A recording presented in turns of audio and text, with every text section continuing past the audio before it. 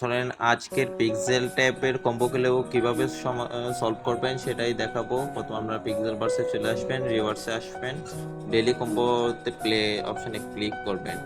তারপর আমার দেখানো নিয়ম অনুসারে আপনারা রোবটগুলোকে যে স্থানে বসাচ্ছি ওই স্থানে ড্রাগ করে এসে বসাবেন। খেয়াল করবেন অনেক সময় একই খানার দুইটা রোবট থাকে, আপনারা আমি যেটা বা কয় নাম্বার বসাচ্ছি সেটা খেয়াল করবেন এবং ওইটাই বসাবেন।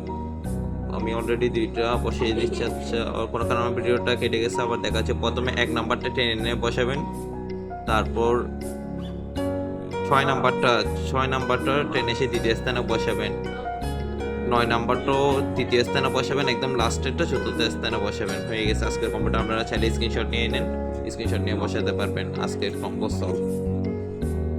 কারো কোনো সমস্যা থাকলে, পিক্সেল ট্যাব নিয়ে কোনো প্রশ্ন থাকলে আমাকে টেলিগ্রাম গ্রুপে মেসেজ দিতে পারেন।